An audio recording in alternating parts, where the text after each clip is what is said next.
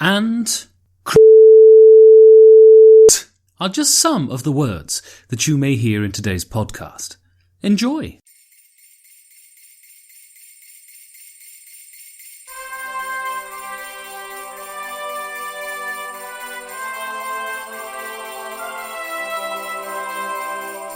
Hello and welcome to the Perfect Information Podcast, a board game podcast of festive overindulgence with me, Ben Maddox, and the jingle in all of your bells. Yorgos Panagiotis.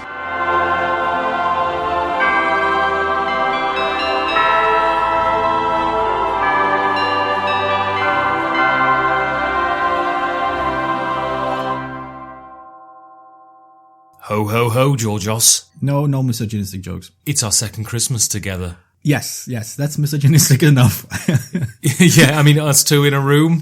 Quite the vortex of misogyny. Very much so, yeah. The event horizon from which a woman will never escape. Wow, that turned creepy very quickly. I didn't mean it like that. I meant gravitationally, Georgios. Because we're that fat? No, I don't know. I'm talking about Hawking radiation or something. Oh, right, okay. That's radiation that escapes from black holes, Georgios, when Are you sure it's molecules disintegrate when they go over the event horizon, but some escapes and hits us, Georgios, in our magical cosmic faces. Alright, maybe you should stop watching YouTube videos in the middle of the night.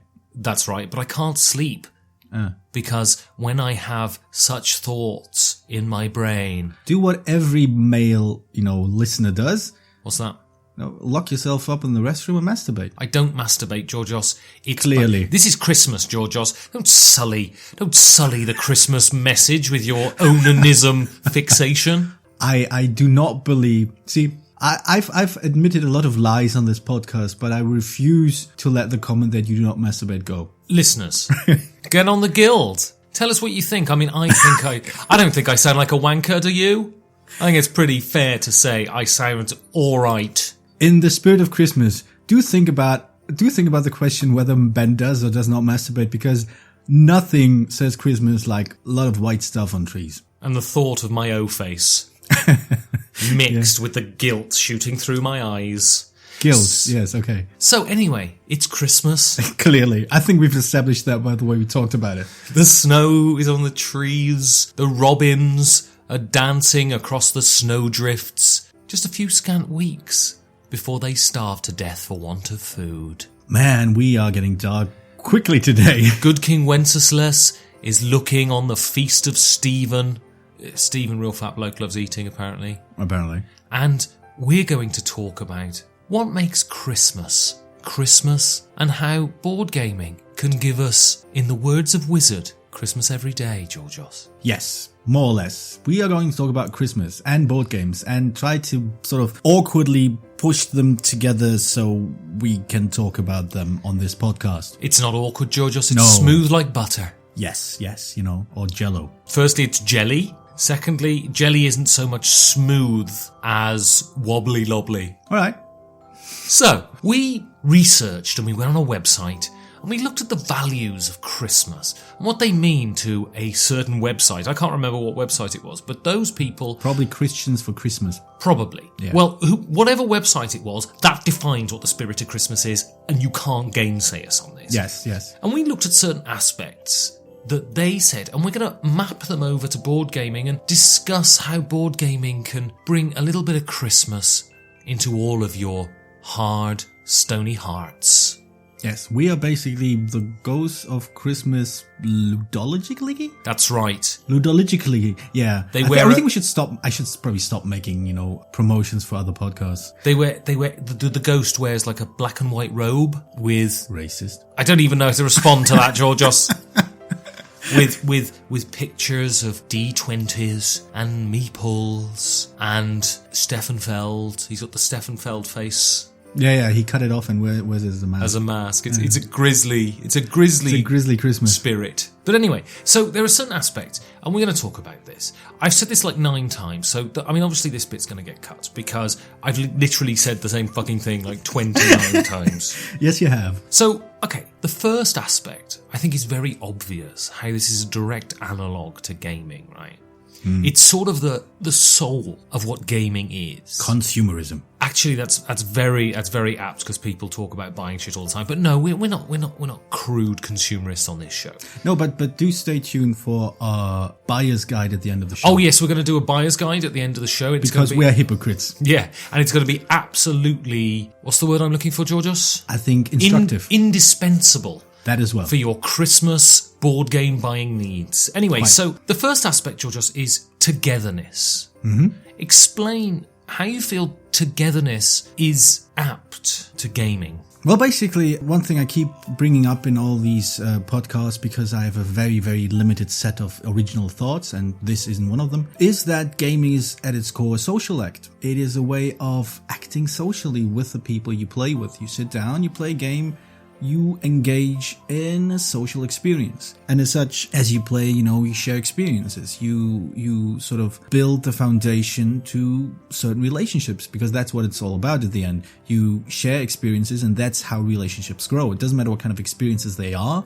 It generally helps if they're positive experiences. And gaming can in general be a very positive experience if you do it right, basically. And which is why I think, if you want to have this Christmassy feeling in a board gamey kind of way, try to find people that you do want to spend time with. Find a game that you will enjoy. I personally prefer picking cooperative games, because they're generally easier to have this shared experience, and they're easier to sort of just, work together to exult in victory, or, reminisce about defeat at the end of the game. So that's great. I think it's quite kind of a nice way of just remembering that, Christmas is about being with other people and sharing time and having fun. Yeah, absolutely no question. Co-op games seem infinitely Christmassy to me. Yeah. They seem a particularly perfect time to set aside all of those, little antagonisms that we have, and try and at least pretend that we like each other for one day of the year.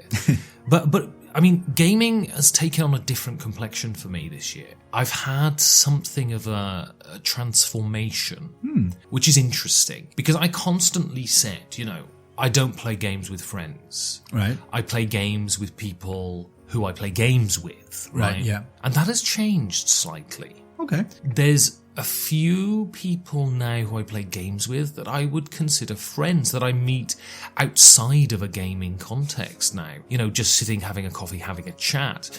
And, there are infinite ways to meet people, right? Mm-hmm. Grindr, for instance. But that's how I met everyone I know. Right, exactly. But, board gaming is particularly unique in that it's solely focused on bringing human beings into the same space with each other. Right, yeah. And the whole community is really, so I wouldn't say they're friends, because I've never met them, and I can't define people I've never met as friends, but people who I think could become friends quite easily in America, who I know over the internet just through tweeting and interacting on the guild and all of this. You have this shared sort of obsession. Mm-hmm. But that spreads out into other things, and it's the whole core of this. And someone wrote on Facebook, on the board game group in Facebook the other day, is board gaming inclusive, or is it cliquey like other sort of nerd pursuits? Mm-hmm. And I was thinking about this, because I don't think it is. I think it's very open. I think it's welcoming. I think people are generally very good and very nice. And I was thinking, why? Mm-hmm. Why does this not fall prey to other nerdy pursuits that are inherently cliquey? Computer games, they're games too, but it's a great example. And I realised, without that openness, it dies. Right. Because it's all about bringing people into your space. And if it's cliquey, it dies. Board gaming has to be inherently open. Otherwise, it doesn't exist anymore. Well, right? Yeah, I agree. I think to a certain extent, I think that's true. We can bring up the term magic circle again, which I like. It's useful, but I occasionally worry that I overstretch. Is that where you summon your demons? No. It's where you collect 3 or 4 willing sexual partners, right, and lie on the floor and just sucking on each other's, let's call them, digits. That's amazing. So it's a circle of fuck. Yes, but that you can't use that term in polite conversation. How often do you do that? Well, whenever I'm not recording a podcast. So literally, you're telling me all you do, you either come here and record the podcast, right, or you lay in a circle fucking people. That's your life. Are you a cat? Yes. Obviously a podcast recording cat, that's clear. Yes, clear. But that's what we don't know. Yeah. It's the magic of podcasting. You can't see me, therefore you don't know I'm a cat. It's that great famous New Yorker cartoon. On the internet, people don't know your dick. That's why you're constantly licking your own asshole. Wait, I can and you can't. Very jealous. Anyway, what were you saying? It was the circle of fuck, I believe. Yeah, I was bringing up the magic circle. The argument that gaming has to be open is true, because if you are not willing to let people come in and form the magic circle, you do not have a game. But I'm slightly more critical about the cliquishness of gaming, because as with everything, cliques can sort of develop, and they're not nice. They're not by definition harmful. I mean, sometimes, yes, people want to sort of stick to their own group. They don't want to sort of constantly bring in new people. It's like you said, you have a few friends, gamers, whichever name you prefer, that you prefer to game with, as to constantly bringing in new people, because there's a different feel to gaming group that's just a rotating number of faces. But it's context, right? To what extent? So, I went to game night last night, and this is a game night that we have that gets 30, 35 people every week. I kind of abandoned playing heavy games there. Yeah. Because it's just so bloody noisy and you can't really concentrate. And what's really interesting about this group is that there was a girl there last night. She'd never been there before. Right. And at the end, she sort of bounced up to us and was like, oh, that's great, I'm going to come next week. This has been wonderful. Because it was just incredibly inclusive. Because this is an environment in which its sole purpose is to bring people in. I'm playing my Secret Santa thing tonight. Thank you, Secret Santa. I've got the Colonist, which is this big, heavy 4-hour Euro game. Uh-huh. I pick particular people to do that with. Right, yeah. Because we need a shared frame of reference. Right, yeah. We need to know what we're in for. And if you get someone who's never played a game before and we're going to play this game, it's 6 hours long, they're going to abandon it 2 hours in. So we think it's horses for courses, right? One thing I do think, though, I'm going to be very, very negative, but that occasionally happens. I think one of the reasons why people do feel is inclusive is not necessarily because it actually is, but because it lacks the certain structures and dynamics that exclude people in other situations. Like, for example, it's been my experience that football fans are mostly male. Well, it's just my experience. I don't have a lot of experience with football fans, but from what I've witnessed, most of them are fans. Most of them are male, and they have a certain male macho type style to their fanboyism. Getting a female football fan it's always assumed that she's a tag along. She's just indulging her boyfriend's or husband's or whatever's or brother's hobby, which of course is inherently sexist, and it's a dynamic that just happens a lot. And I think and you're not right either, but carry on. The point is, no, I'm not trying to slag off football or its fans. I'm just using it as an example that in other cases there are certain dynamics in play that sort of prohibit inclusivity, that sort of limit the inclusivity of the hobby, even if the people within the hobby believe that everybody can join, as long as they, are passionate about that thing they are passionate about. And I think gaming is not fundamentally different in that we all believe that as long as you love games, we are welcome to have you. And, maybe there is some truth to that. Maybe that's really all it takes. But I do feel that we should still be, willing to be critical of ourselves and willing to look at things like, maybe we could be more willing to sort of limit ourselves in how we behave, to allow others to come in and feel safe, and allow others to come in and enjoy themselves and forget that certain things exist. The objection I find to people coming into gaming in my circles has nothing to do with boorish behaviour, nerdish behaviour, hostility towards women. It's nothing like that. It's the inherent thing that is inherent to board gaming that you can't really escape. Yeah. Is that it's reasonably nerdy, right? Okay. So the people I found objecting and pulling back are people who are like, oh, I don't want to hang around with those nerds. That sort of high school thing that never really leaves you. Mm-hmm. This group I'm thinking about that I was at last night. Yeah. And I think maybe I'm in Berlin, which is an oasis of sort of liberalism or whatever. But it's half and half, essentially. People are free to piss around, to crack jokes, to have a laugh, but everyone's respectful of everyone else. And people rarely... the only time I see people get annoyed is because the game has screwed them, not because someone else is being a dick. Yeah. So these problems that I see and that people talk about, I'm not saying that they don't exist. I'm just saying they're not part of my experience. Oh, yeah. No, of course. I mean, and that's exactly where my experience differs from yours, I think. I've been involved in 2-3 gaming groups. I have my own, and I know of 2 others, and I've sort of joined them occasionally for a few years now. There is a aggressive lack of women there. Let me just finish the thought.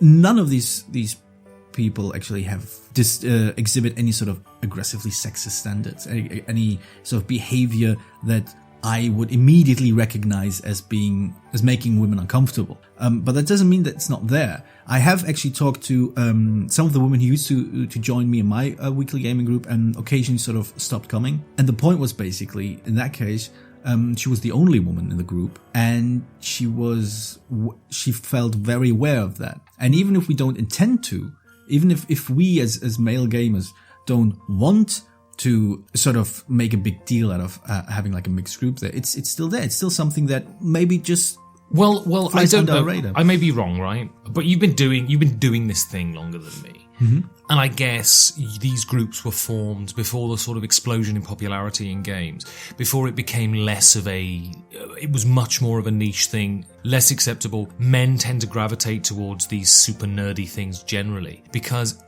really, and I'm not being facetious now, right? This just ain't my experience. Mm-hmm. No. I'm playing Colonists tonight, heavy Eurogame. There's me, a guy and a girl playing. Yeah. And it's never questioned. It's not surprising. And so I think what the explosion of gaming has done, the hashtag golden age of gaming has done, has really blown the whole hobby open. And it is my experience that women are as much a part. I think where women aren't a part is what we're doing right now. Yeah. There are very few women. I don't know enough about that. Well, there are very few women out there doing this. There are certainly notable examples, but it's still massively weighed towards men. But I think, broadly speaking, the board gaming world is a broad church. Now, we've spent 20 minutes talking about the first bloody thing, Georgios. Yeah, so let's move on. Let's move on to generosity. This is another standard staple of Christmas. Yes. And so I'm going to go on a slightly, I guess, esoteric thing here, Georgios, because travel on. Because obviously you give things away, you spend money on people. Right. But that's not the generosity I think that board gaming evokes. I think board gaming is intrinsically generous. What you are doing, even though it's self-serving, it's not entirely altruistic, you are giving over your time, your energy, your attention to other people through the simple act of playing this game. It's no coincidence that you go to places. There's one in Berlin just around the corner from here, and you see outdoor chessboards. Right, yeah. And you see people coming together to watch football, to see sport. Why? All of these things, broadly speaking, are games.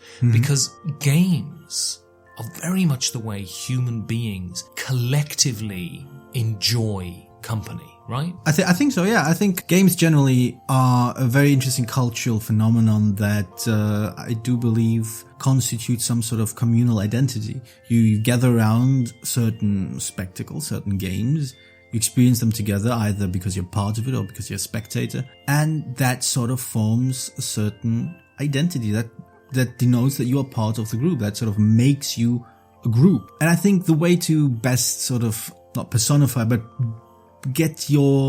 to make your board gaming feel more Christmassy is not just by being generous in your time and your attention when you play. I love the way you tie it back in, because I completely forget that we have this structure around it. And you're constantly tying it back into the topic. I admire that. Thank you. I need to repeat it so I don't forget it myself. Right.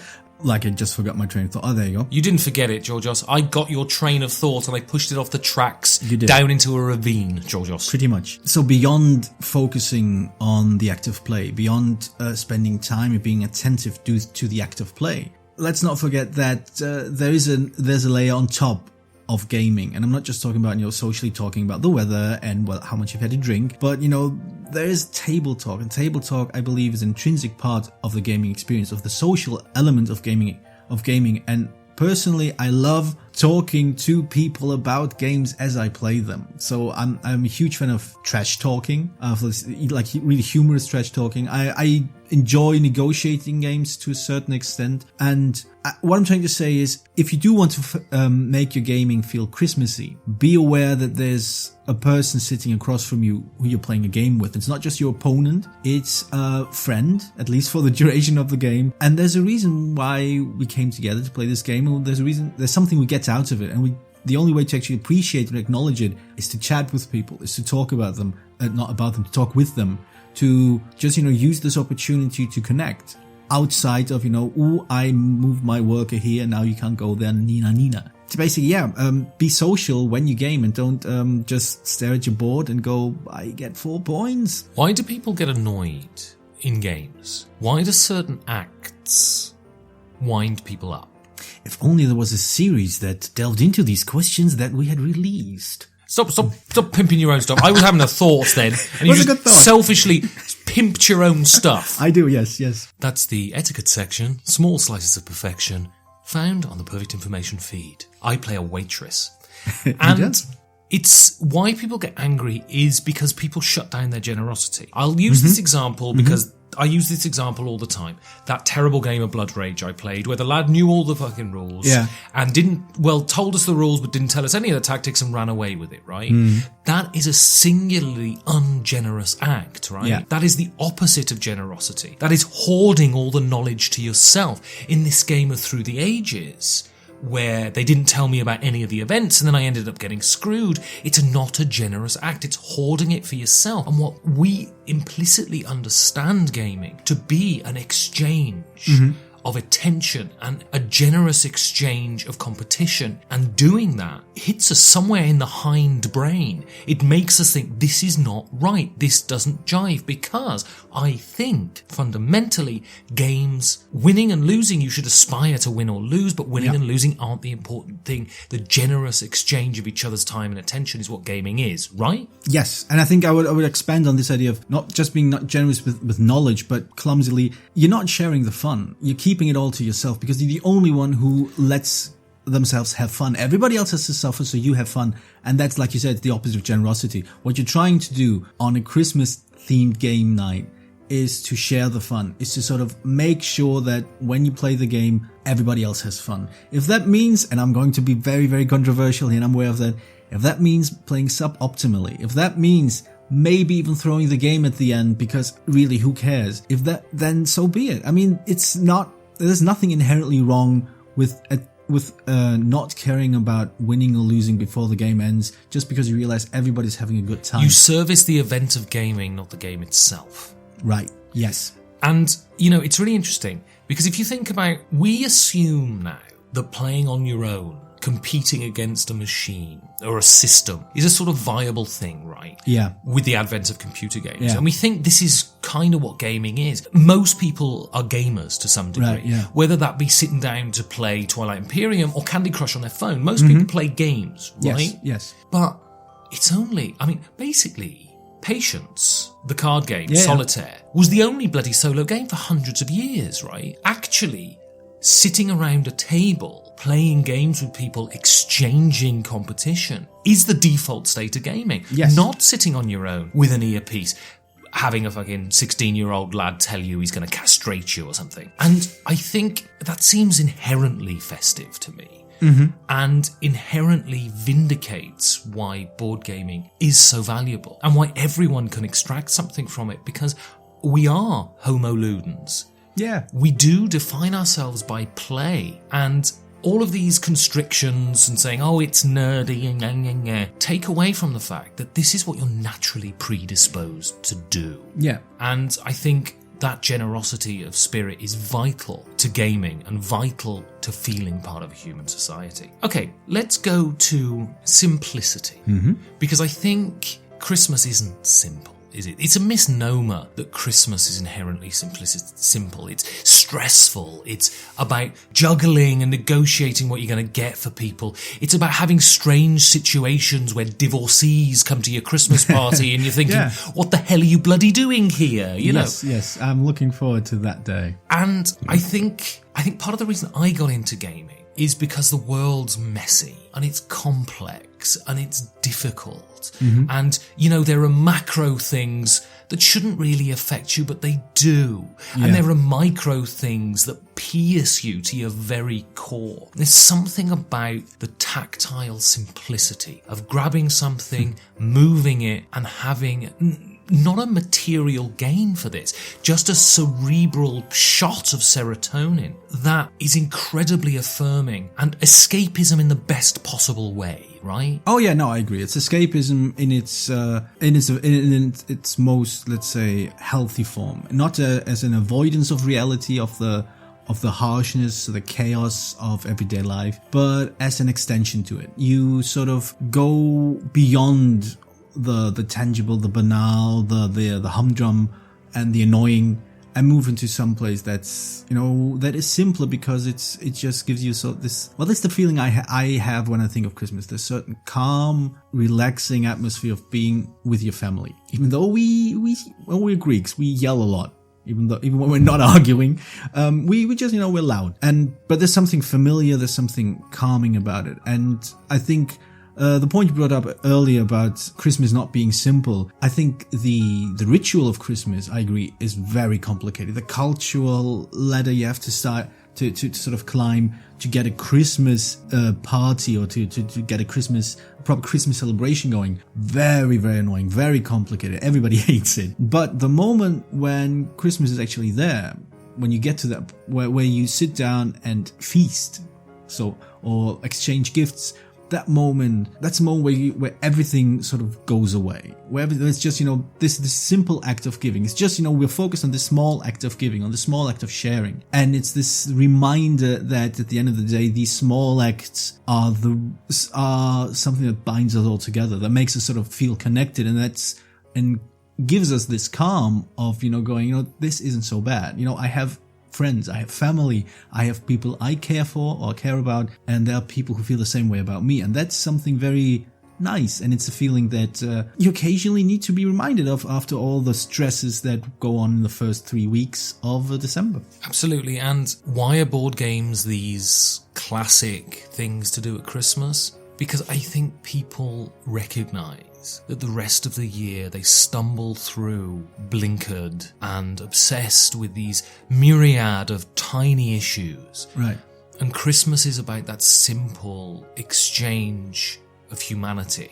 Yeah. And this is why I have always adored Christmas, and I always will. Because even if it doesn't work out, even if you end up coming away from it thinking, that wasn't as good as I hoped, the aspiration is there for people to be bloody good to each other. And this is not Judeo-Christian. I'm not a Christian. And I have no issue with Christmas. This time of year needs a festival. It's dark and it's grim and it's cold. It needs something to enliven it. And it needs an element of just and breathing out and just realizing that sometimes the world can be just about me, you, a few other people, simply enjoying each other's company and, maybe getting some wood and some stone and building a dike. Yeah, I think the note I left, and I want to bring it up because I thought it was a nice way of smushing a bunch of words together, was on Christmas for a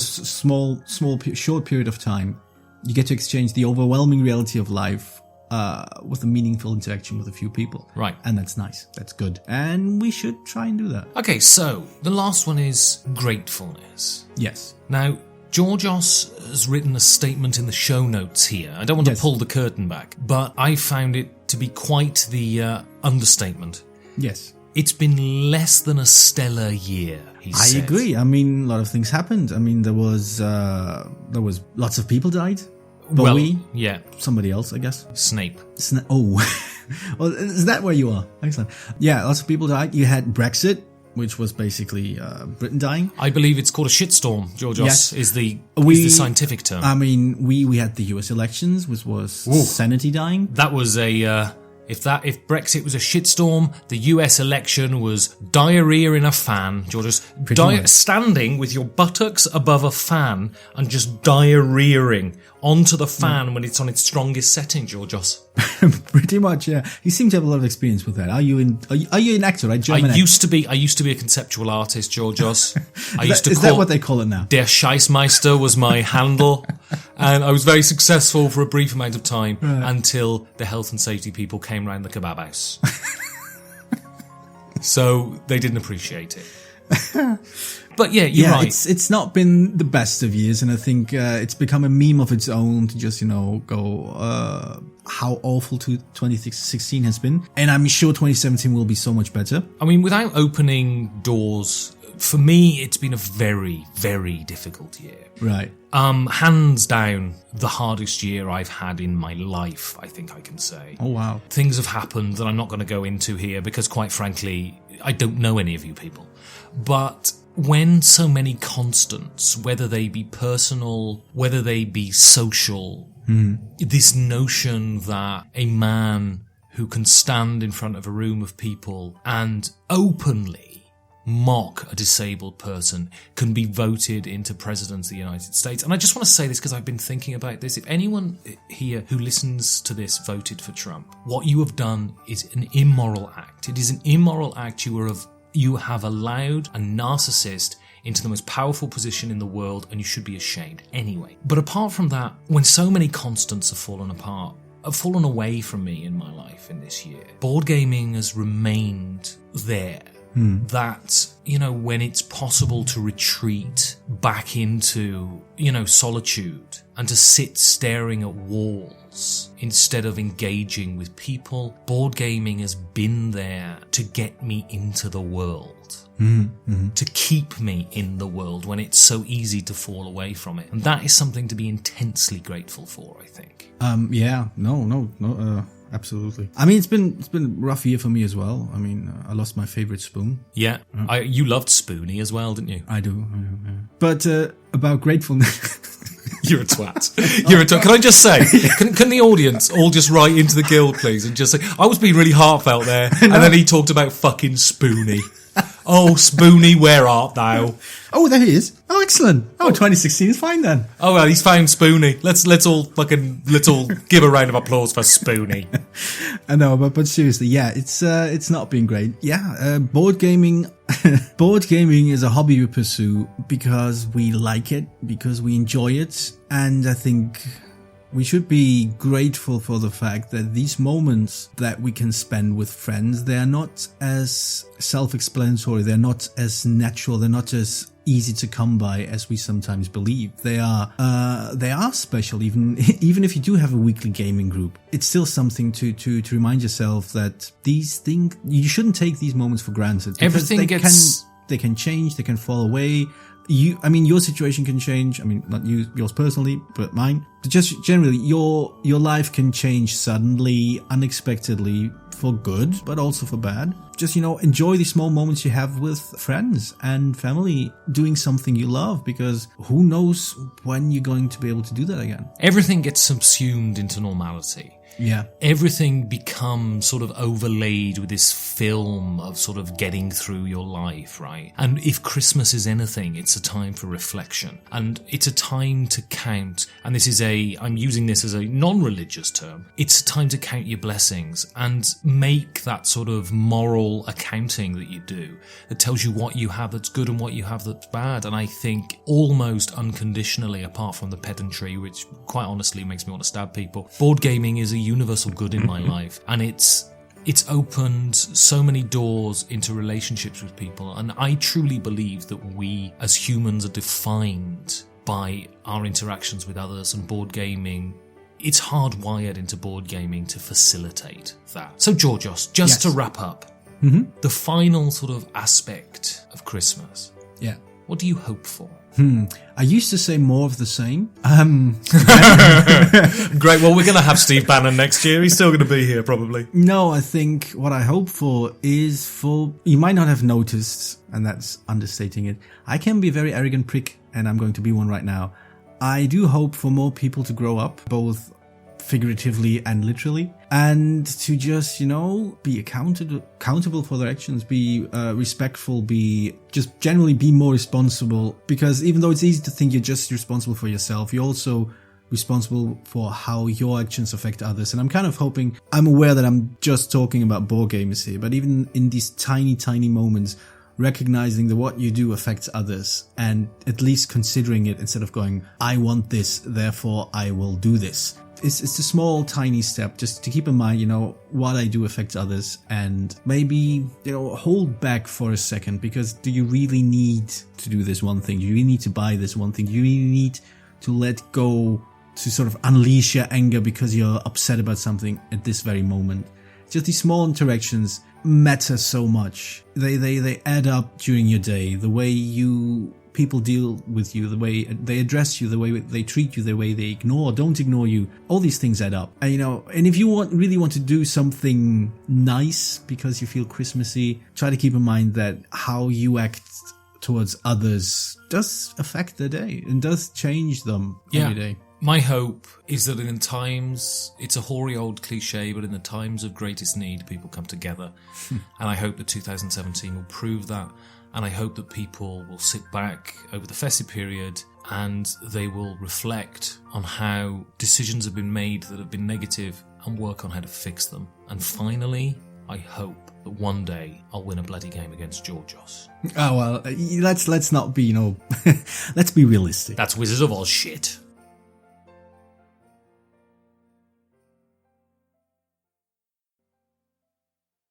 You get to grab them, you get to roll them. Everybody loves them. Dice. I'm TC Petty III, and this is Deep Design with TC Petty III.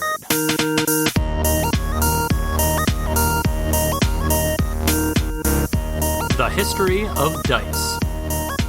When people describe a board game, they always include 4 key things in their description: a board, dice, rules, and cards. In this episode, we're going to talk about dice. Specifically about the history and evolution of this feared and revered randomization cube and how you can use this knowledge to your game design benefit. Dice weren't necessarily invented as much as they were discovered. The earliest form of known dice were the misshapen cubish astragalus bone found in the ankle of a sheep.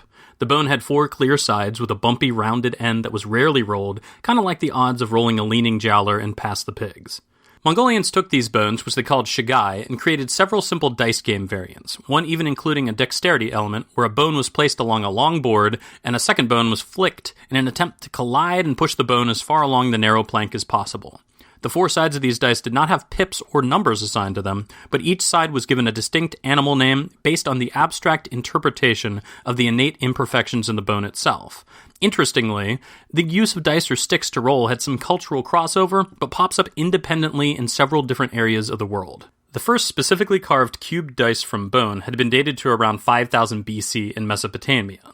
These dice included pips on each face from 1 to 6 in pretty much the exact same graphical layout we use today. So, we're not really going to talk about the evolution of design of dice in this episode, since they kind of never really actually changed. The game of from about 3000 BC is our first introduction to dice being used in a board game. It also had pyramidal dice, or 4-sided dice, or, as I like to call them, bullshit dice, or dice that don't roll. What's important here is that dice were used to move pieces around an abstract board, or at least that's what the educated guess that anthropologists make. It was the dawn of the roll and move game. So you're like, that's awesome and creative. Even in ancient times, they'd created a dexterity game using dice, experimented with several different types of dice, created several gaming variants using multiple dice, and a few roll and move games with a board included. Well, after that, dice sort of stagnated in their use for thousands of years. But why? Why did it take until the 1950s before anyone said, you know what would be cool? If there was a game where you could mitigate the pure random nature of a die roll? Well, the internet is about to make me sound smart. It took an epistemic shift. Epistemic. Man, this is a word that makes my pretentious mind moist and dilated. For example, you may have heard that the Incans never invented the wheel. It's kind of a lie, but the truth is actually even more misleading. Pretty much all of the indigenous American civilizations knew what a circle was, even had toys with rotating wheels, even had a crude spinnable pottery-making device, and never thought to apply this technology to create a cart or vehicle of any sort. For us looking back, that makes even more or less sense. We'll return to why in just a second, but first, we need to talk about gambling. It's sinfully delicious. Gambling. Dice are synonymous with gambling throughout history. The dice that were created as first examples of our gaming heritage were most likely used for gambling. And of course, in the BCs, people were more ill-informed than they are in modern days. Just barely, though. Those silly ancient idiots thought that every roll was determined by divine will or fate. They weren't total morons, though. Players knew that rolling a 12 was rare, as evidenced by the Greeks attributing the total to the goddess Aphrodite. Gambling houses existed in Athens and Rome, so creating a specific roll where all bets were collected by the house was known to create a house advantage. And even without a precise method of determining possible outcomes, they understood that some results were harder to achieve and could be incentivized. Gambling games haven't really evolved too much over time either. The positive is that, like craps, they tend to allow multiple players to bet at the same time on the same result and create a community aspect. Even a modern game like craps was derived from a French slaver ship game created in the 1600s using 2 dice and has similar rules to games played in the way back times. The biggest innovation we've had in gambling over the last 2,000 years is a felt board with a gazillion pointless side bets so the casino can collect your money faster. However, the concept and mathematical study of probability and statistics was devised based on a gentlemanly dispute of the gambling efficacy of rolling 2 6-sided dice. Around the year 1657, 2 French guys, Pascal and Fermat, said, well, what happens if we play a game where we each put up 100 francs, then take turns rolling 2 dice, and the higher total wins the round? Played a best of 10, but sacre bleu, you win wheat game and I win cinq. But suddenly our game is interrupted and we can't complete it. How do we divide our money up fairly? So this in turn led to the creation of a concept called expected values and the comparative analysis of random outcomes given an unbalanced starting point, but blah blah blah, whatever. Dice were eventually responsible for 2 entirely new fields within mathematics. So why didn't the Incans invent the goddamn wheel? Why wasn't probability discussed for thousands of years while gambling games with dice coexisted? Why didn't we have the ability to modify dice results until the 1950s? The word epistemic, the knowledge of knowledge. Imagine the ancient Greeks, who are just starting to unlock all these basic mathematical concepts. Well, the ancient Greek philosophers are sitting there watching these people rolling dice, all slaves, all lower class, all wretches. They believed dice and gambling to be just another tax on the poor, but not only did they assume that dice were evil, they also represented a fate-driven and incalculable unit. There's no way to track this shit, says Plato, and Pythagoras is all, yo, fuck these imperfect bone cubes, they ain't geometry and they ain't math. Math is pure knowledge and shit. You can't have random variables, ambiguities. And so why would they worry about it? It's why they didn't come up with the prisoner's dilemma. They didn't consider randomness or choice to be part of true mathematics. So fuck dice. The Incans had slaves to carry rocks around. If they die, so what? We'll get some more. The Americas didn't have an abundance of pack animals, just a bunch of llamas hanging out. And if you're farming on a small scale, you just need hoes and baskets. So fuck the wheel. Belief is a powerful thing, and apparently changing beliefs can take a long, long time. It's hard to believe that you need to change your beliefs. Epistemic. So dice became sort of a historical paradox. The only reason people began considering probability over divine will was gambling, even though the classism of gambling was why no one studied it for thousands of years. And so, continuing with the same historical paradox, it's also why we saw very little innovation in how dice are used to play games for thousands of years, and only in the last 20 have we seen people say, let's do this shit. Important modern innovations. With manufacturing possibilities increasing during and after the Industrial Revolution, and courtly games like Pachisi, which use several 2-sided shells as dice actually, roll and move games began to dominate the landscape. In so much that after 100 years, we still haven't shaken the stigma. But there has been hope of us pulling ourselves out of this rut. Kriegspiele, originally created around the year of 1812, is credited as the first modern wargame and was the first major update in the use of dice. Kriegspiele attempted to simulate the conditions of a real-world battle with different types of terrain, pieces that represented armies of opposing factions in red and blue, and cumbersome rules for simulation and military training purposes. When a battle occurred, dice were rolled, and the results were compared to a battle chart to determine the outcome. Dice, since then, have been used in more concrete ways to simulate battle. You have the competing die roll results of attacker and defender in a game like Risk, where the hope is that over several battles, the probability of success normalizes. You have roll-to-hit games, including Dungeons & Dragons, where success is achieved by rolling higher than a target number. Which reminds me, I should probably talk about the history of nerd dice. Nerd dice are non-standard dice. They're called nerd dice because they rarely had any significance until 20th century war games started requiring them, and Dungeons & Dragons made them essential in several denominations for playing the game. The nerdiest of nerd dice, the dodecahedron, or 20-sided die, has been found in Greek sites dating back to 300 BC. The die had a different Greek letter on each side, definitive proof that ancient Greeks invented categories. The other weird-sided dice are kind of lazy historically. None of the Platonic solids, other than the pyramid, were really used even though the Greeks knew about them. With good reason, the cube is just easy. Personally, I just assume 12-sided dice were made by God, and we keep reusing the mold. Yahtzee in the 1950s provided the classic luck mitigation tactic, the reroll, and the written score sheet, and for 50 years we were like, again, that is legitimately the only other thing you can do with dice. There was even a brief time during the late 1990s and early 2000s where prominent game designers during the board game renaissance avoided dice because it presented a random element that was uncontrollable. So let's be clear. What are the ways in which you can mitigate a die roll after the roll has been made? You can re-roll any or all dice, Yahtzee style. You can flip the die to the opposite face. You can add a pip/subtract a pip from the die. You can roll several dice and pick the highest or lowest result, and many more. Maybe, but probably not, because I think that's actually all of them. In the last 15 years, game designers have finally broken down all barriers related to dice and simply allowed them to be the randomization agents shaped like cubes that they have always been. With games like Trois or 90% of Steffenfeld's output, dice started to become something that you rolled first and then strategically used or manipulated to take actions. Choosing from a die from a pool of dice made it feel less chaotic, especially if that pool was drafted from by all players. And using dice, which have 6 different sides and look suspiciously like cubes, as the actual gaming pieces. Games like Alien Frontiers use them as ships, which were moved or placed or manipulated into specific spots on the board. So we finally reached the modern, enlightened age of dicing. What practical advice have we learned about using dice? Advantages of dice. Dice are always the same. They are traditional. You do not need to explain dice, which means dice have an undeniable accessibility to them and make games appear lighter. Their function is to be a random number generator. They also have a physical presence which can be manipulated. You can customize the faces of a die.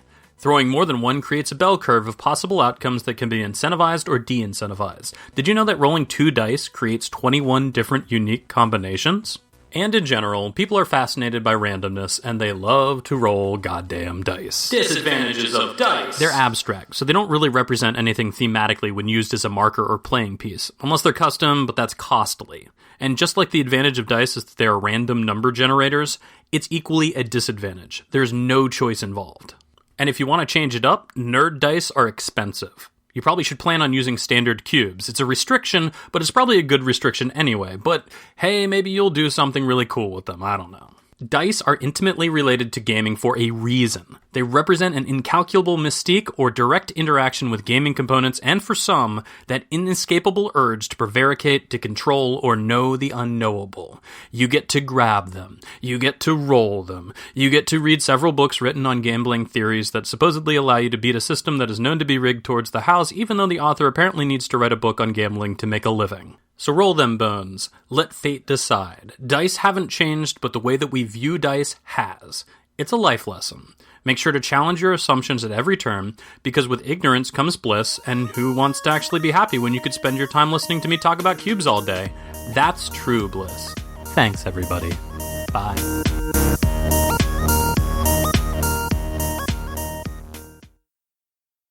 Spielpro.com, Georgios. Who should go to spielpro.com apart from everybody? Well, if you're a budding designer and looking to put together your first prototype, spielpro.com is the place to be if you need, components, if you need bits and pieces to put together your first game and maybe show it to people, and you don't really want to sort of trash every other game in your collection like I usually do. Yeah, spielpro.com is a website that is focused, absolutely 100% focused on board game component parts. You can buy blank dice, you can buy pipped dice, you can buy spinners, you can buy little nodules for doing things on board. Spielpro has all of that stuff that if you're prototyping a game, you can get. And it's super cheap and it's super easy. Very much so. And if, for example, you have an older game that you want to replace components with, Spielpro is your guy or girl or people. It's a thing, it's a website, it's a thing. And also, if you go to spielpro.com now and say we sent you can get a 20% discount.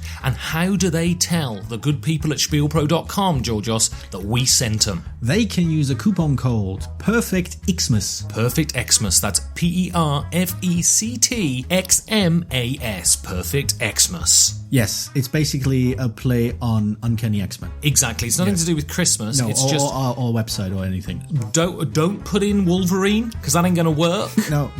Unless coincidentally it does. The secret code is actually Gambit loves Rogue. Anyway, I don't even know what that refers to, because comic books are crap, fascist crap. But remember, go to spielpro.com for all of your component needs. Type in the coupon code PERFECTXMAS. You can get a 20% discount, and you know what? You can get blank-faced dice, and you can throw them at people or something. And maybe next time we record this, we shouldn't put fascist crap next to spielpro.com, because it gives us the wrong impression. It's certainly not that. What it is game components. PERFECTXMAS, spielpro.com.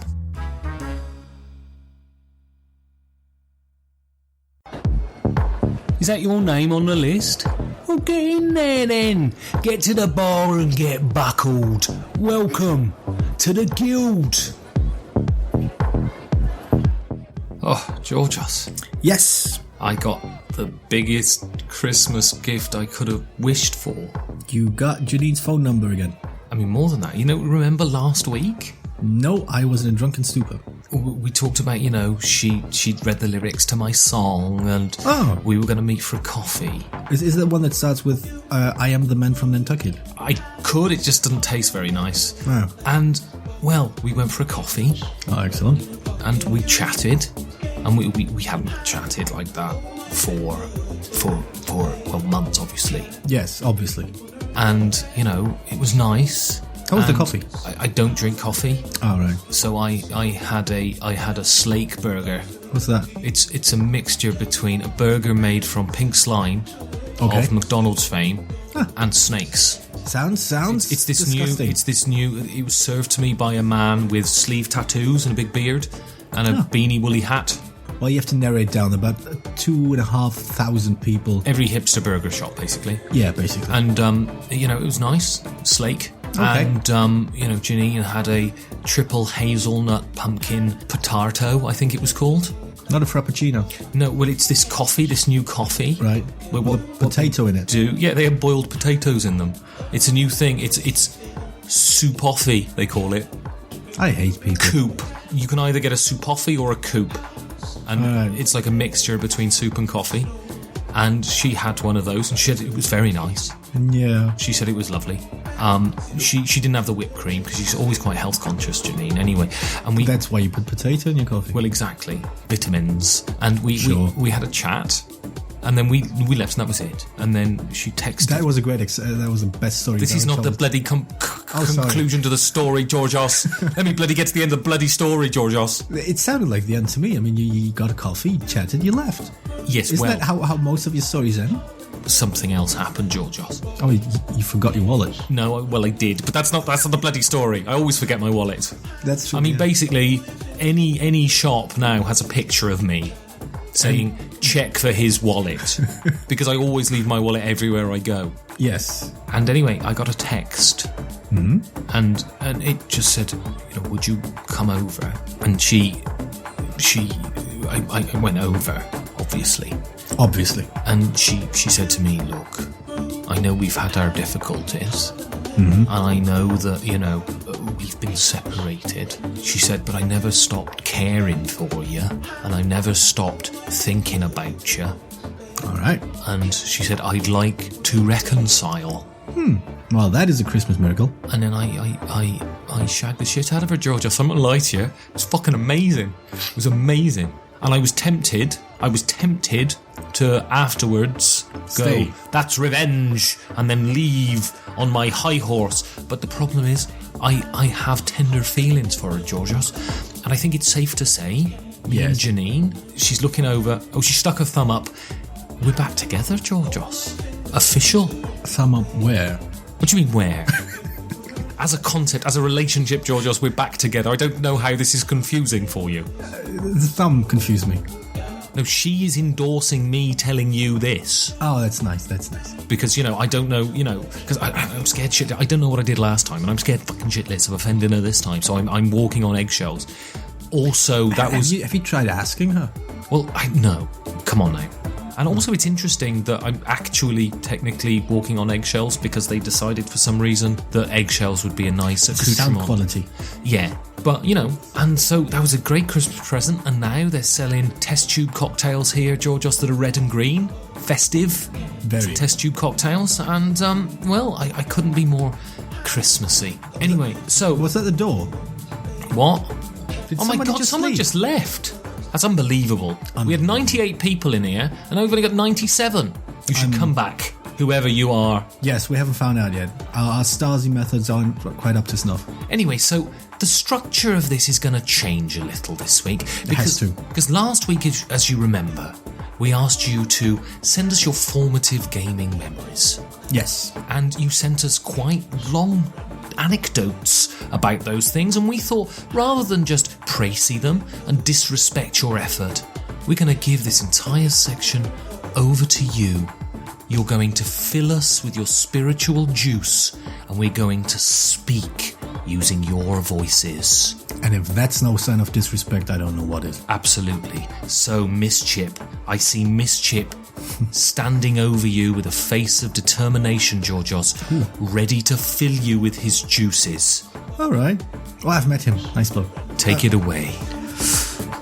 Mike Poole writes, my first meaningful memory of playing a board game was sitting in a family friend's caravan in Donegal on the coast of Ireland, while it was being battered with wind and rain and we were inside waiting for the rain to stop.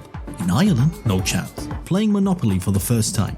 I remember enjoying the cut and thrust of it, and also finding it humorous when one of the more temperamental family members stormed off, well, as much as you ever can in a caravan, because he felt he was being picked on.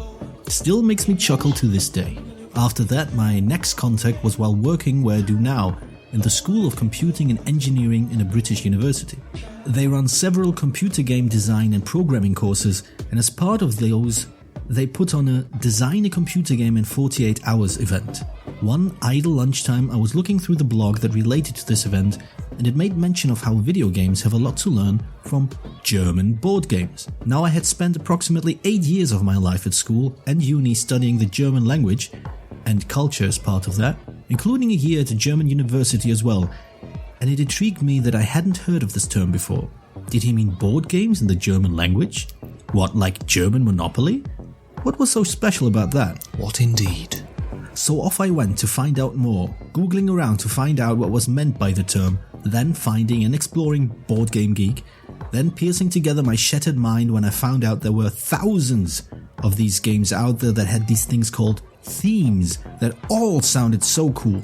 So I dipped my toes in the usual gateway fare, such as Carcassonne, Stone Age, Pandemic, and that was how I ended up down this particular rabbit hole.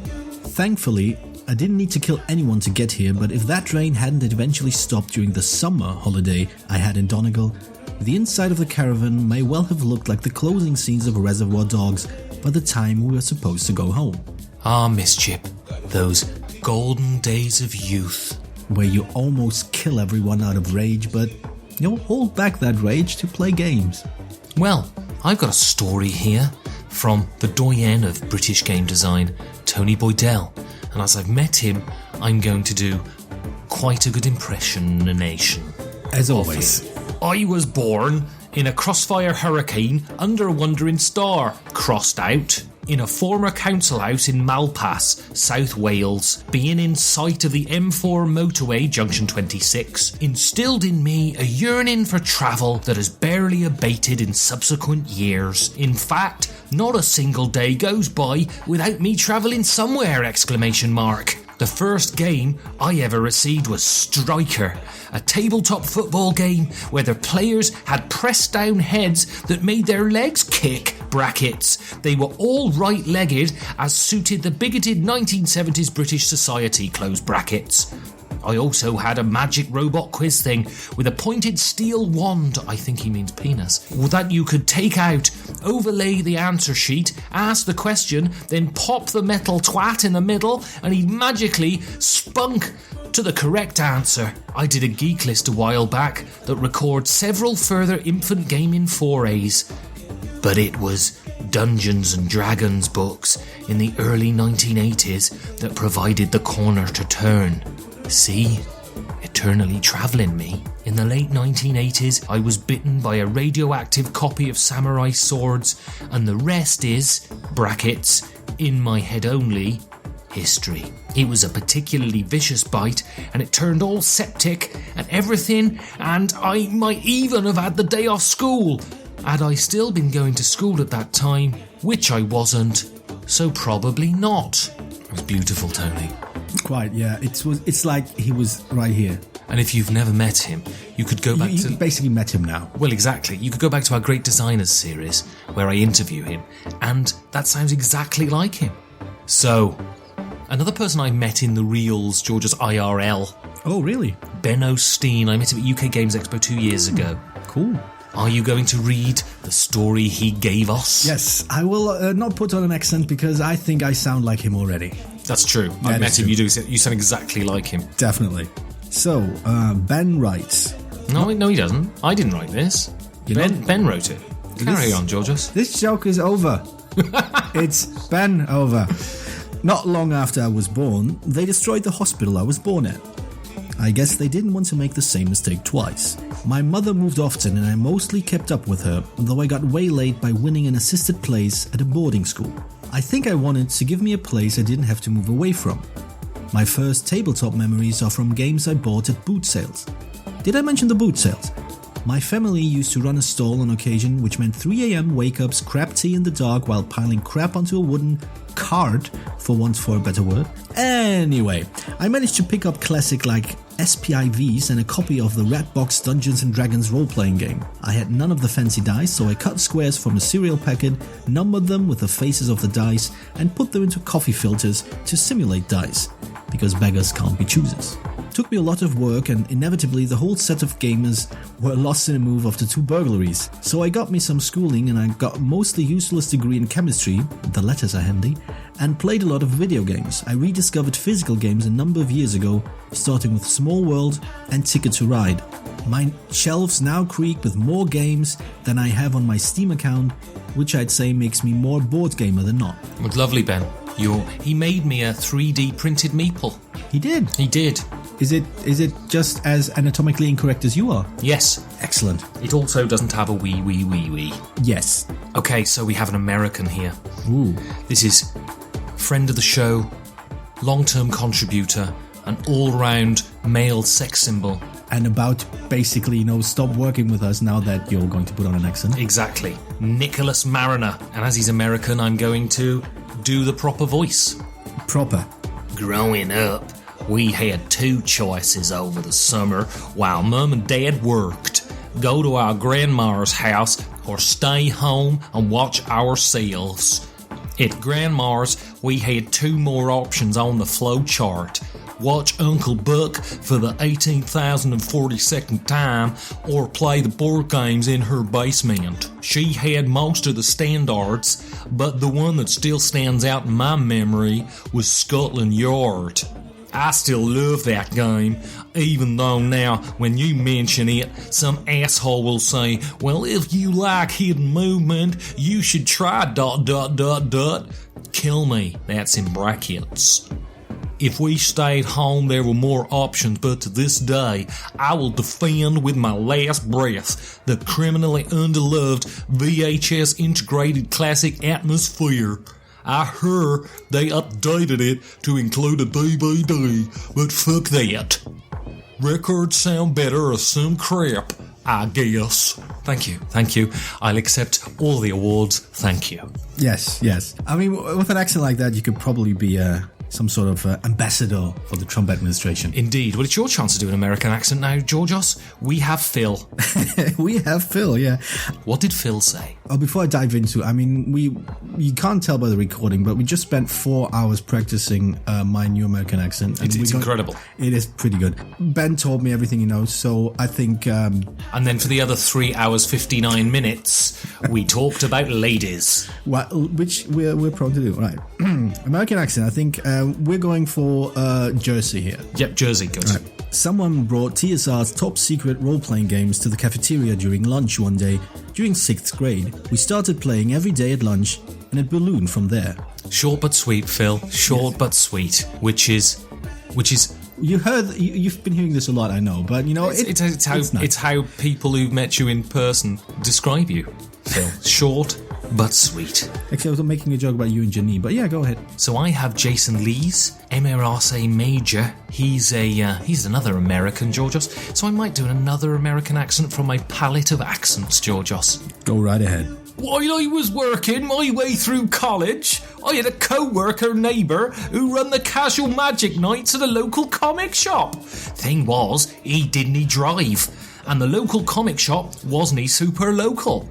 Often, his wife would work on the same nights he was being magical, so I was enlisted as a driver. He kept suggesting that I start playing, which I eventually did.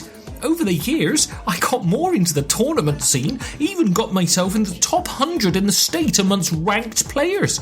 After I lost interest in keeping up with the game, I didn't game at all for a few years. I tried video games, but there was something missing. I realised it was the face-to-face social experience that I craved, so I looked into board games and found a whole new world!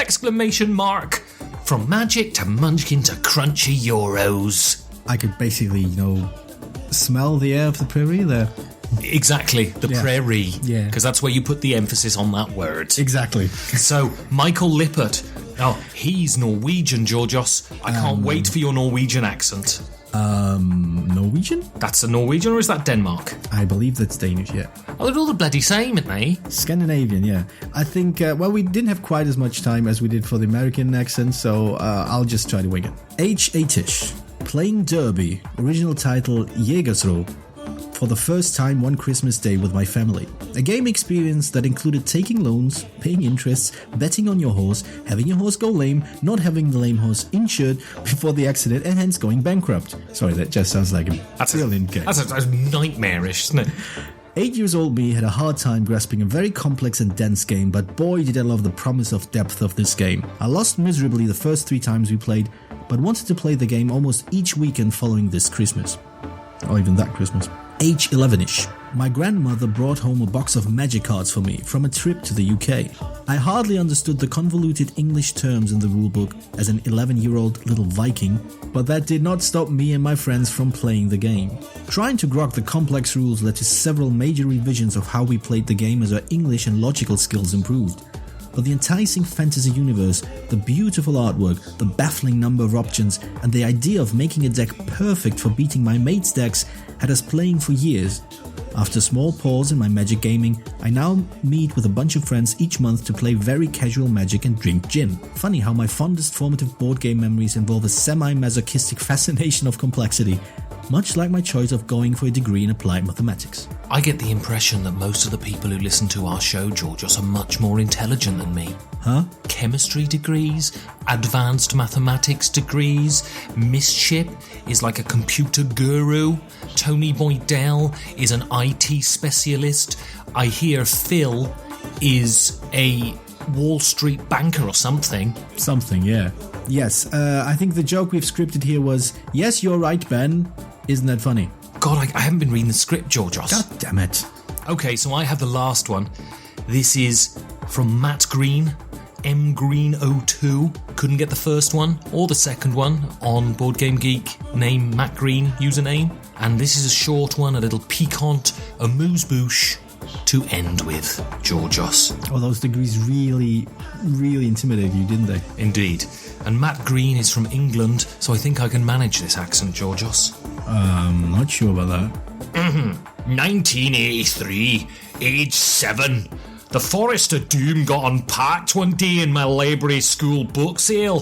The world stopped spinning for a moment. After this, nothing was the same again. That's the home counties accent there of Hertfordshire. I believe it is, yes. Right, Georgios, well that was quite exhausting. And, no original thoughts of our own. I think we should do this type of guild more often, you know? Not think about anything, just let other people write stuff and we just say it out loud. Well, now I'm back in the world of the non-singles, Georgios. Doubles? Obligations call, and Janine's just getting off shift now. Right. And she wants us to go buy Christmas presents. General word of advice, if she's just going to IKEA, have a stomach cramp. Right, because I don't want our relationship to end, Georgios, because that's the graveyard of relationships, IKEA. Also, IKEA is actually kind of expensive on our budget. So, Georgios. Yes, Ben. Just one piece of advice before I go. Okay. What should I get her for Christmas? I don't bloody know what to buy her for Christmas, Georgios. Well, there are two ways you can go. Buy something she likes, buy something you like, and leave it up to you to figure out which one's the right one. All right. So, a copy of the Through the Ages expansion it is, Janine. Merry Christmas. Say goodnight, Georgios. I want to get drunk.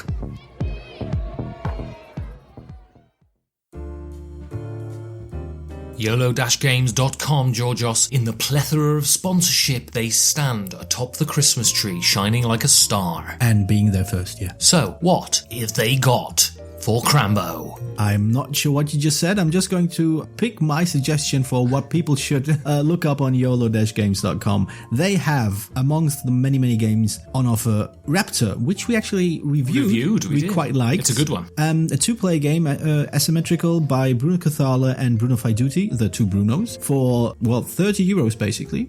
Wow. It's I think my reservations basically were only that it might become a bit too heavy and cumbersome if you're too experienced with the game, but that's just my personal hang-ups. I think it's a very, very solidly designed game. One player hunting the scientists, the other player hunting the dinosaur babies, and there's only one left standing at the end. It's a good game, it's a solid game, and it actually looks quite pretty. And I lost all the timey-wimey. That's, I think, one of the main reasons why it's so good. Christmas is about getting together with your family, having fun, and not being, acrimonious. So I've chosen the game in which you lose your bid when you bid, and that's Revolution from Steve Jackson Games and Philip Dubarry. This game is super simple, really easy to grasp, loads of fun, not too long, and, you'll probably end up stabbing the rest of your family with the electric carving knife. Which is great for the following Christmas when you don't have to buy that many gifts. Because you're in the prison. Well, they're dead. I find my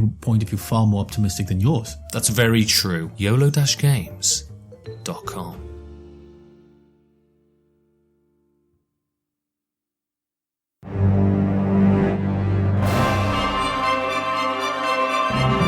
I'm Nick Mariner, and this segment is all mine.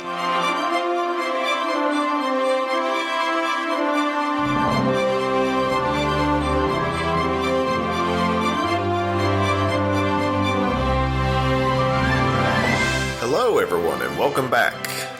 Well, this is it.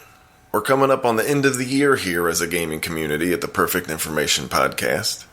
And can we all hold hands and raise our voices to 2016 and collectively cheer good riddance? On pretty much every level, this year has been a dumpster fire. I mean, Gene Wilder died. Willy fucking Wonka is dead. The Candyman is gone, and there is no one left among us who can take a sunrise and sprinkle it with dew, cover it with chocolate, and a miracle or two. And it shows, because this year was not mixed with love, and this world does not taste good. But the good news is, we've had some pretty good games come out this year, so I guess that's a solace to those of us here in the board gaming hobby. In the next episode, we're actually going to get to review our favorites from the year, and I can't wait because there are some very good games to talk about. For this episode, it's Christmas, or Hanukkah, or solstice if you're a hippie neo-pagan like me, or whatever you want this holiday season to be about. The point is, this is the time of year in which most of us cram our entire families into our smallish houses and share gifts and stuff our faces with the exact same gluttonous meal only 4 weeks apart, and watch great movies and sing our favorite songs. P.S. The greatest Christmas movie of all time is Gremlins, and if you say different, I will fight you with the same dull scissors I use to tear wrapping paper to shreds. In the most bizarre twist of this cod swallop of a year, I'm actually looking forward to the holidays this year. I'm usually such a Scrooge around this time, but I'm just so desperate for cheer at this point. I don't care if it is corporate packaged, consumer-driven, tinsel-gilded, wassail-fueled fake cheer. I need it. I can already feel myself gaining the strength of 10 Grinches plus 2. The fact of the matter is, and I have no problems admitting this, gauche as it may be, I love getting presents. Giving gifts is fun too, don't get me wrong. But giving gifts is sort of like the conversation Ben and Georgios had on the last episode about designers being tired of their work by the time it hits the shelf. The work of gift giving comes in the act of thinking of another person for a little while. I get so excited about matching what I know of a friend or loved one to the exact best item that would make their eyes light up, that by the time we get to that moment of their excitement, I'm totally over it. But when you get the gift, you didn't put any work into it, so that moment of surprise is there for you to enjoy in its purest, uncut form, like the first blanket of snow in the winter or that mountain of cocaine from Scarface. So here's what I'd like to do for this week's show. A lot of board game media is creating their best board gaming holiday gift-giving lists. What better gift to give this Christmas to keep us all from having to remember that this will be our last Christmas ever than the gift of cardboard and meeples and frankincense, just like the Magi? I would like to do the same thing, and you're going to get the best holiday guide of all. I'd like to share with you all the 2016 Board Gaming Gift Guide for me specifically. These are the things I want. These are the gifts I demand to receive. When this is over, you can reach out to me privately for address and shipping info. I made all that shit up earlier about the joy of surprises. I snoop for my gifts every year. I hate surprises. Okay, here goes. The first thing I want this year is game trays for Terraforming Mars. I usually don't go in for upgrading games post-production. My game buying budget is limited enough as it is, and I'd much rather have a new game on my shelf than spend $50 on fancier meeples or trains or oil barrels for Power Grid. But in this case, I consider this add-on a necessary exception. I promised you'd hear me talk about Terraforming Mars again on this show, and this is the first of those. You will be visited by 3 Terraforming Mars references this year, Mr. Scrooge.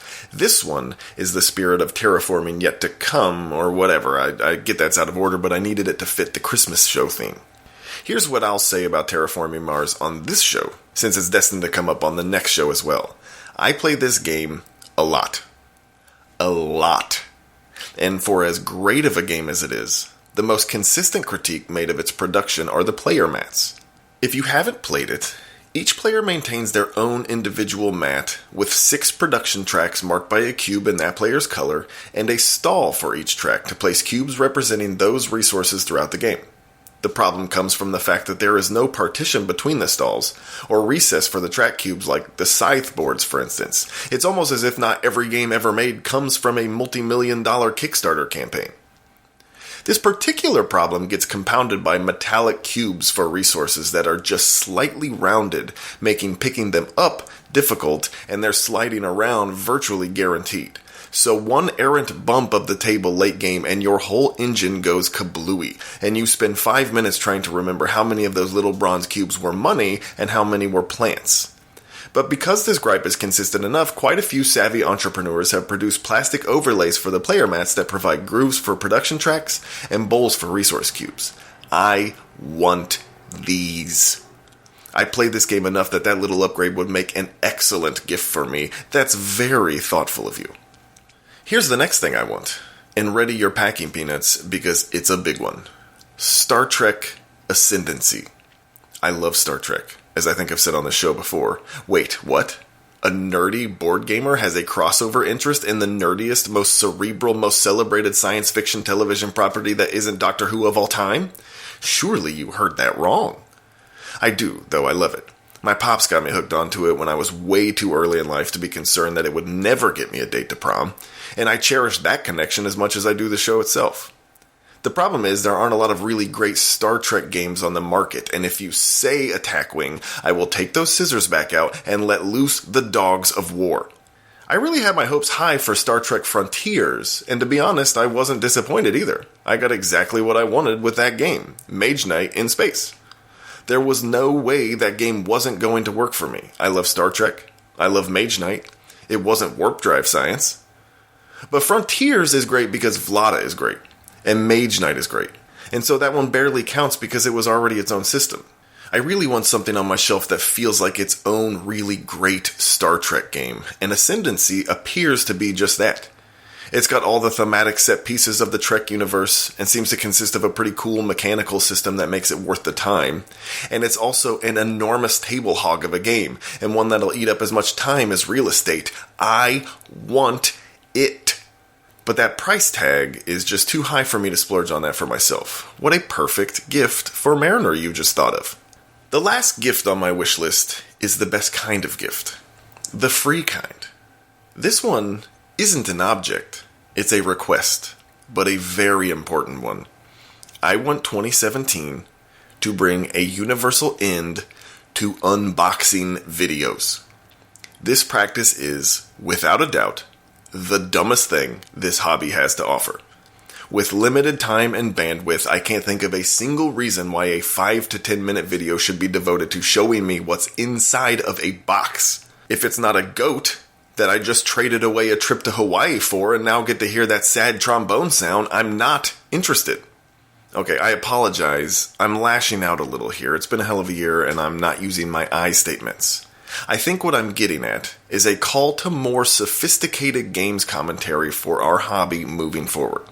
There is, of course, still plenty of room for our typical review and run-through videos. Those are needed and valued when trying to figure out how to spend your hard-earned money to buy me presents. The unboxing ones still aren't. Good God, they are not.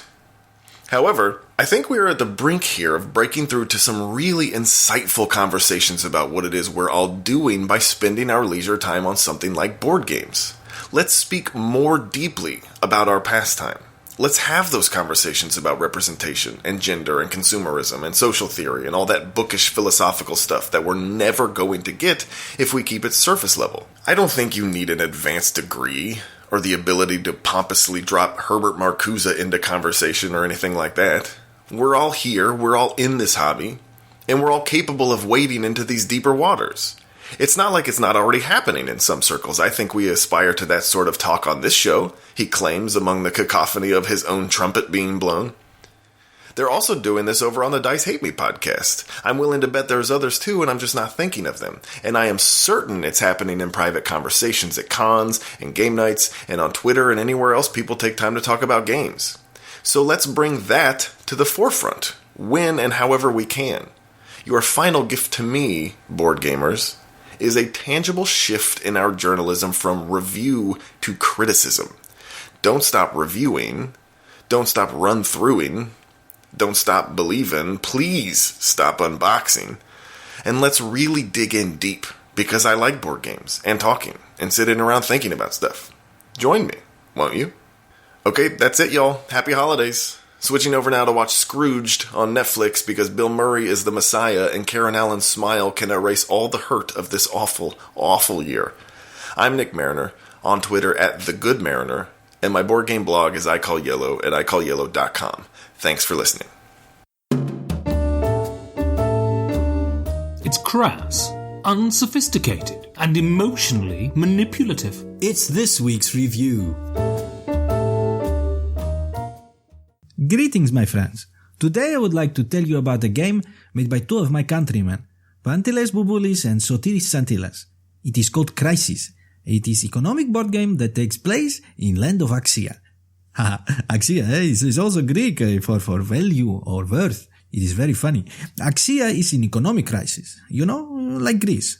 But the economic union, the EU, the economic union have put policies of austerity, σοβαρά.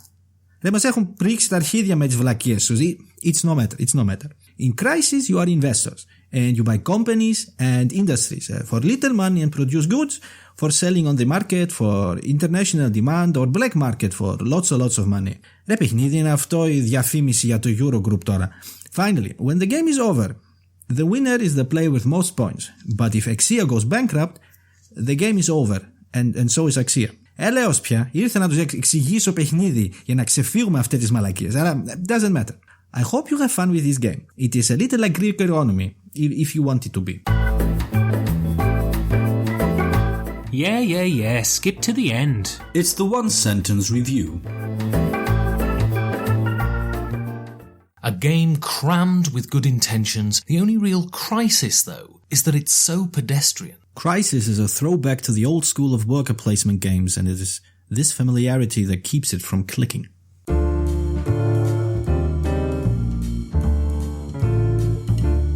Georgios? Ooh, what's that in the corner of the room? I don't know, but it's eating peanuts with its nose.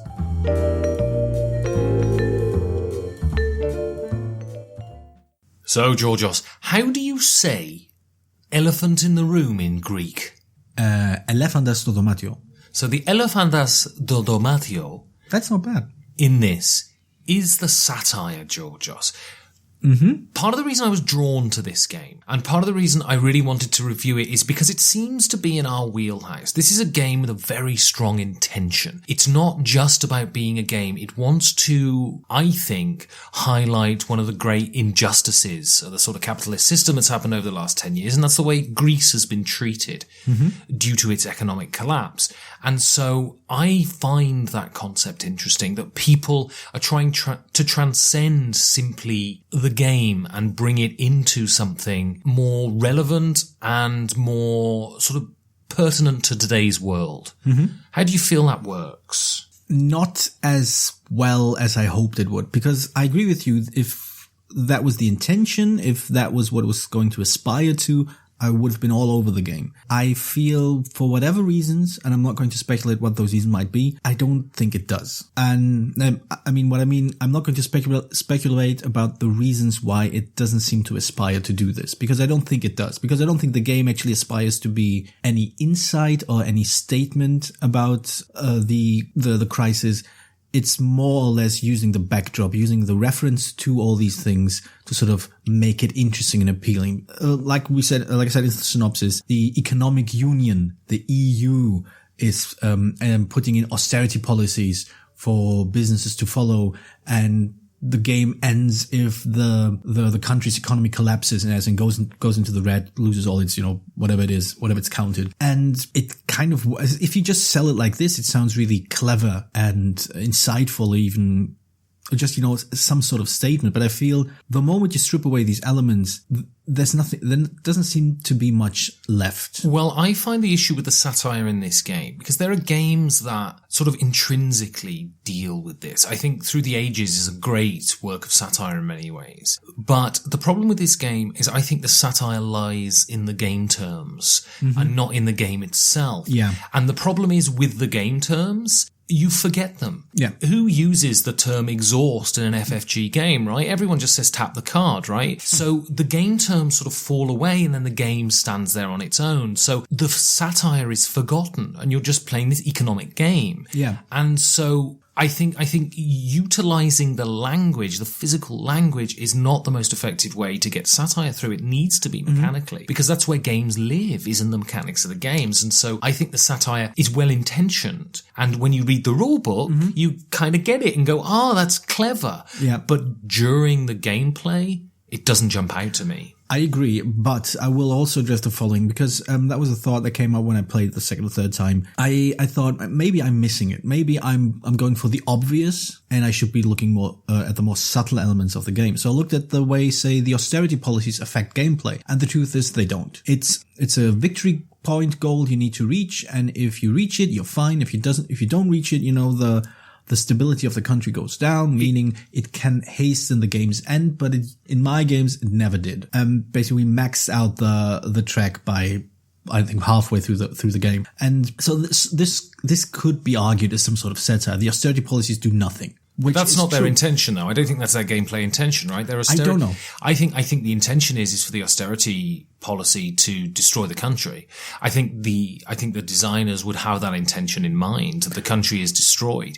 And that brings you, it says, austerity is essentially unjust. But the problem is, and I like that as a concept. Yeah. It just doesn't, I don't get prodded enough during the play of the game to think, this is what it's doing. This is making me think this. I think the game functions as a game. I don't think it functions great as a work of satire. I agree. I think a lot of these things don't really affect you the way you would think a game dealing with the crisis would affect gameplay. Like I said, the austerity policies do nothing. There's no any negative effect that might be caused never affects anything tangible. Like you draw these event cards that say there are riots on the street. Why are there riots on the street? Just because. How do they come about? Random card draw. And what do? They do a mechanically thing that doesn't really affect you. Exactly. I mean, you could argue that the fact that you don't pay your workers is somehow satire, but I feel that's stretching it. You could argue that you can get money for free from the government, which I think maybe if you're more familiar with the way certain stories have been developed in Greece, this might be really funny to you because you know what this might be a reference to. But if you're not, it's just a random spot that gives you money and that's it. And all the satire, if it is there, and I'm willing to just, go on a limb here and say, all right, let's assume there is satire in there. It's just so subtle as to be toothless, as to be ignored. Well, it seems to me overlaid. Right. Overlaid onto a game. And that's the issue I have, that I'm not being constantly reminded in the way when I build the Kremlin in Through the Ages, right. It increases your military capacity, but the net happiness of your society goes down. Right. That is an obvious satire that is on the nose, but baked into the game. I don't believe the satire is baked into this game, and therefore it's less effective, because I think if you want to do satire through gaming, it needs to be baked in, not just laid over the top. Yeah, it needs to be the experience and not just the flavor text. Definitely. So, what did you think of my interactive, candid photo montage? Well, it was certainly an experience. So what was your experience of Crisis, Georgios? That was quite interesting, though. I played it a few times. I think we played one game together. Yeah. And that was the only game that I played where the country actually went bankrupt. But I think that was due to rules mistakes as opposed possibly, to... Yeah, possibly. But I do remember walking out of this game session going, there might be more to this game than I first assumed after playing it solo, trying out the rules. And I was actually, when I played it again and again, I was reminded of something you always say about cooperative games. And that's in order for I'm paraphrasing, please correct me if I'm completely off track here, but the quality of a cooperative game is closely tied to how challenging it is. Right. I never felt very strongly about this for cooperative games, but with Crisis I realized I feel that way about Euro games. I feel that if a Euro game is challenging, it's interesting, it's fun, it's engaging. But if it's easy, I don't see the point. It becomes basically just running through, very, very rote steps. A series of processes, right? Exactly. And that is how, unfortunately, the game played out for us every time we played it. It was kind of interesting the first 2 or 3 turns when you tried to put your economy together. But by the time you actually get points back, it's too easy. You rake in the money, you rake in the points. Like I said earlier, we maxed out Axia, like it goes from 0 to 50 on the scale of how well it does financially. But the last 3 turns, we were already maxed out. Well, I do have to, in defense of the game, there are difficulty levels to play. Yes, that make the game harder, and I'm sure those affect. But I found my experience of Crisis, I love worker placement games. Mm-hmm.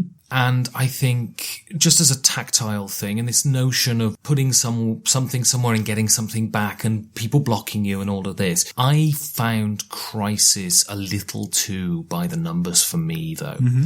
I mean, after I played Spirium, right, sort of 3 or 4 years ago, worker placement changed for me. And I found that worker placement, the standard you place, then you resolve, you get your stuff, you do your business, just doesn't cut it anymore.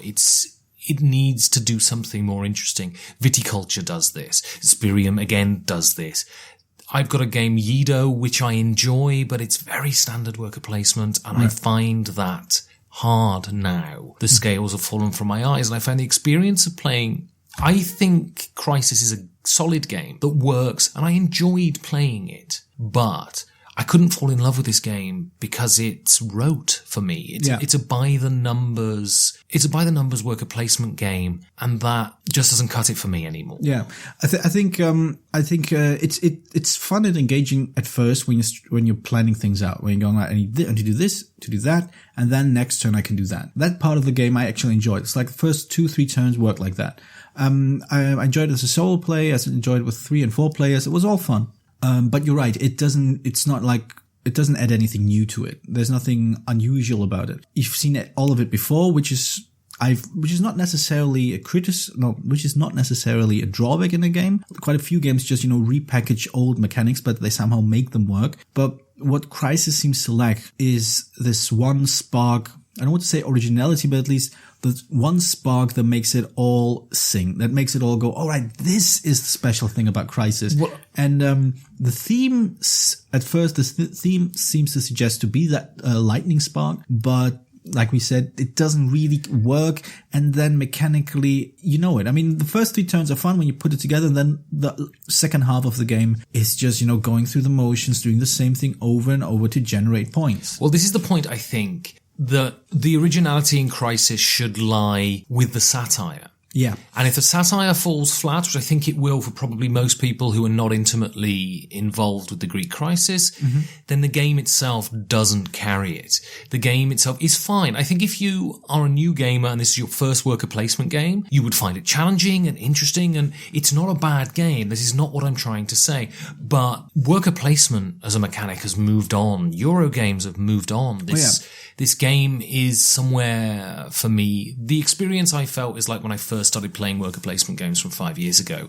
Right. And it's not good enough. It's not engaging enough to carry that weight of unoriginality with it to make me think, wow, this is amazing. Exactly. I think, like I said before, complexity is part of the appeal of Euro games. And it does look like a complex and heavy game, and the production are fantastic. I do feel that, even though it's small touches, I like the fact that the workers are double-sided, male and female side, all of them. It's just small touches, and all these wooden tokens are in certain shapes, so you immediately know what they refer to. It's all very nice and there was attention to detail, so it's not a half-assed job. There was effort. No, it's a proper game. I think it's a well-produced game. It's not going to blow anyone away, but it's a well-produced game. There's lots of stuff in there. Whenever I opened the box, I thought, I really want to play this game again. And then I went, yeah, but just for 3 turns. And then ultimately, like you said, if you're not too familiar with Euro games or worker placement games, and you sort of want to feel out how they play, what they feel like, I think this is okay. I think this is a solid investment for something that's like, this is the heavy game of my collection. But if you are familiar with these games, if you are looking for the next heavy game to really challenge you, to get your brain, fired up about options and what to do and how to do that, I think there are other games out there that will deliver this experience and are smoother to play, and they're just more exciting, or at least unique enough to stand next to the other games, the other heavy Euro games in your shelves. Well, this is that thing, isn't it? I mean, usually we don't do a big rules explanation. We didn't want to do a big rules explanation during our reviews because we feel that if you want to know the rules, you can access the rules. But we often talk about sort of key concepts that are alien. So you'll explain why you have to do, which gives you a context for the game. Right. I don't feel like you kind of need to in this game, because I recognize the people who listen to our podcast know about games and have probably played a lot of games. And this is just standard worker placement. You place a guy, you wait, everyone else places, and then you resolve, and then you take those resources and you power some sort of engine that you're trying to build. It's very standard stuff. Well, there are small bits that I thought were quite interesting. The way the market works, for example, and that contracts that are available to you only available to you for a certain amount of time, and then they're gone. So basically, if you do want to score points in a specific way, you need to make a choice to do it right now, because otherwise the contract will be gone and you won't get points for that. That's, I think, interesting, but for one, the way it's explaining the rules is really confusing. I think I've played it 4 or 5 times, and each time I did it differently because I wasn't sure if I was doing it right. Second of all, it's not enough to carry it, because it does add a nice bit of variety, and I do think in let's say a smaller, tighter game, I think this will be really exciting and fun, but it's a long, drawn out game. It's a game where you go through 14 steps each turn. You resolve 14 individual steps each turn before you finish a round. So it's very, very somewhat cumbersome to go through all these things, connect collect them and so on. Yeah, I don't know. I think there's small bits I like I said, the contracts. I like those. I like the fact that you have this shared common goal, like keeping Axia afloat. But the problem is that there's no threat in there. You never fear that, we're going to completely lose the game. It happened once when we played it, and then never again. Yeah. I played it easy and I played on medium. I haven't played it on hard yet. I'm not sure I want to, because the second time I played with my regular gaming group, they basically went, all right, fine, you're doing the podcast, we'll play it again, but then let's play something else. I feel like I'm trying to be fair to this game by being fair, I make it sound like it's a much worse game than it actually is, because it isn't. It's a decent game. It's not a great one. It's probably...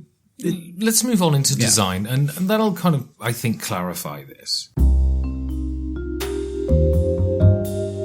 Alright, so how about this? You take a tenuous grasp of reality, a lot of condescension, at least 4 cups, and a slow-wittedness masked through pretensions of prolixity. Well, that's you, isn't it? Yeah, it's design.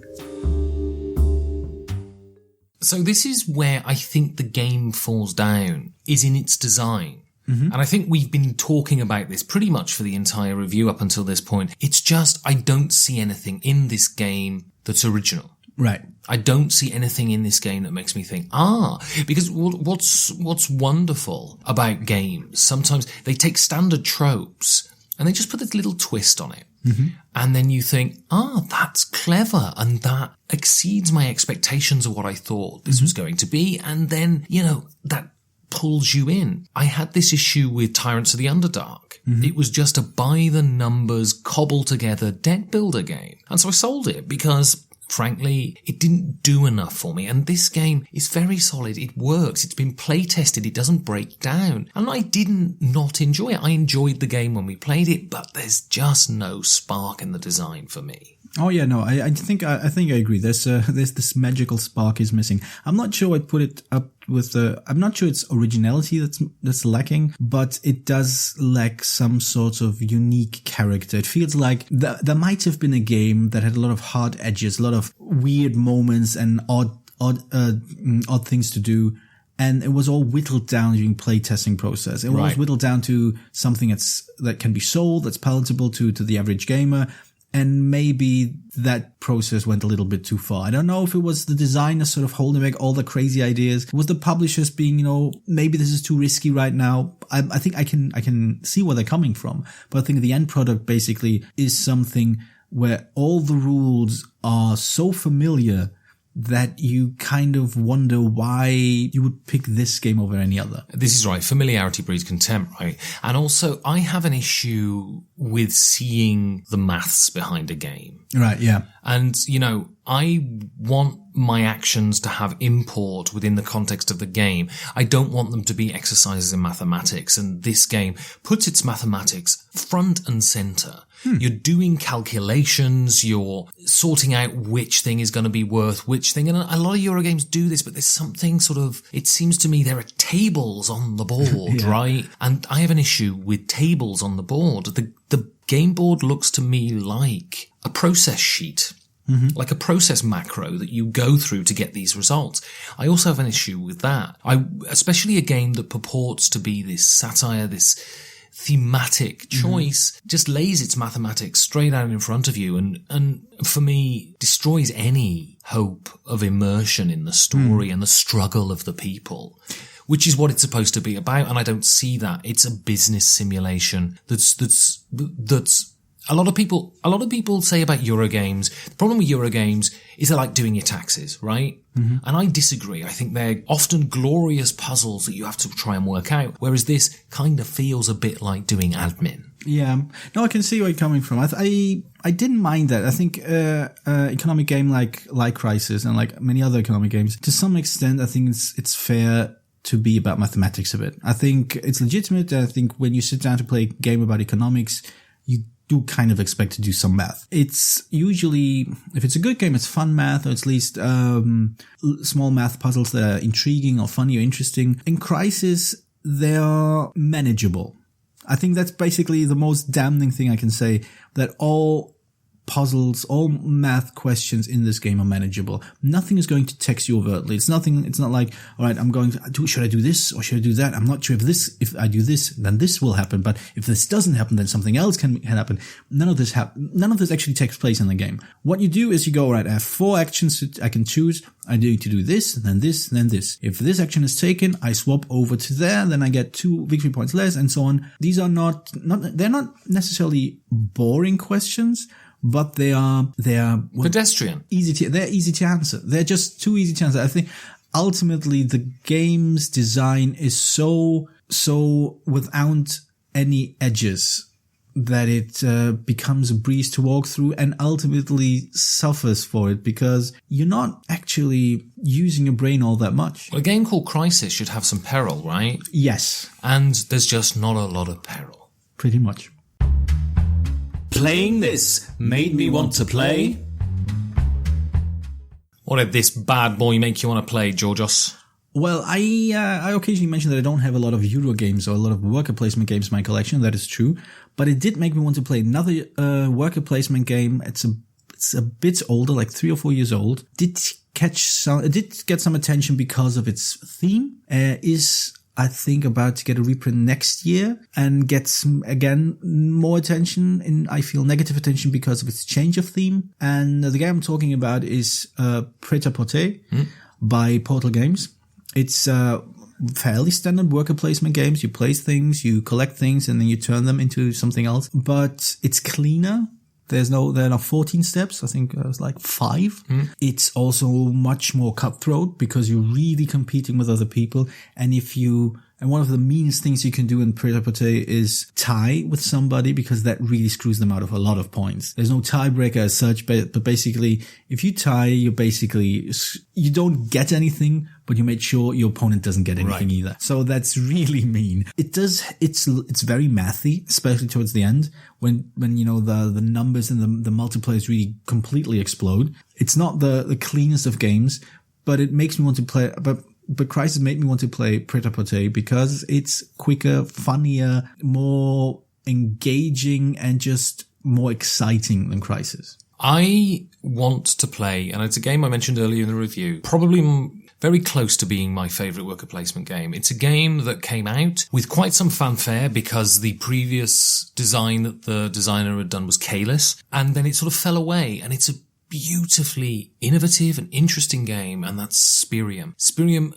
it's got the warm and fuzzies for me because I bought it at my first Essen, but it's a really interesting dynamic worker placement game that you don't place them on spots, you place them in between spots, and then you can do different actions, standard actions, or you can do the action of the spot, and there's a lot of push and pull. You can decide whether you want to go into the resolution phase earlier than people, and you can start resolving while other people are still playing. It's fluid, it's dynamic, and I played it after I'd played a couple of worker placement games, and I thought, wow, this is innovative, this is interesting. The game lasts an hour and a half, it's not super heavy, it's quite easy to grok, and it's a load of fun. And it has issues with its symbology that you kind of have to get over, but apart from that, it's a really beautifully made game. It's always great fun to play. And if I'm stuck and I have 4 people and I can't think of anything, I go to Spirium. And with the pedestrian unoriginality of Crisis, Spirium always will call me back. So, should people go out and buy this game, Georgios? No, maybe yes. I think Crisis is not a classic. It's not going to be a game that people will look back on and go, all right, remember Crisis and all the great things that game did. But like I mentioned earlier, if you are in the process of expanding your collection, if you want to dive into worker placement games, but don't want to play the game that everybody else plays for whatever reason, I think Crisis is a reasonable alternative. And I think that's the only people I would recommend this game to. If you're a collector, if you're experienced, then no. I think there are better games, there are more classic games, there are games that will have more longevity than this one. But the production values are nice, you get something for the money you put down, and it works. It's not a game that, falls apart. It's just not a game that will keep you engaged for very long or will keep you thinking about next time. So with those caveats, Yes, maybe, but most people know. Crisis is a game with completely noble aspirations. There was a desire there to draw people's attention to a lack of justice in an organisation that is often held up as being incredibly just. And I think the European Union, broadly speaking, is, but the way they treated Greece during their financial crisis was pretty rough. The problem is, Crisis doesn't do any of that. Crisis is, I can't recommend you buy Crisis because it's just stuck in the morass of being a normal worker placement game that's coming out in 2016. And if it had come out in 2004, then maybe you could go, this is interesting. But now it's been passed by, and there are so many more enthralling, interesting and dynamic worker placement games. So I'm afraid I can't recommend it. Ho, ho, ho, all you people out there, and welcome to the Perfect Information's indispensable Christmas buying guide. We're here to make sure that you see your family's faces beam like early Christmas sunshine. Georgios, over to you. Why don't you buy a homeless guy a meal, you consumerist twats? Thank you for listening to the Perfect Information Christmas buying guide. Merry Christmas.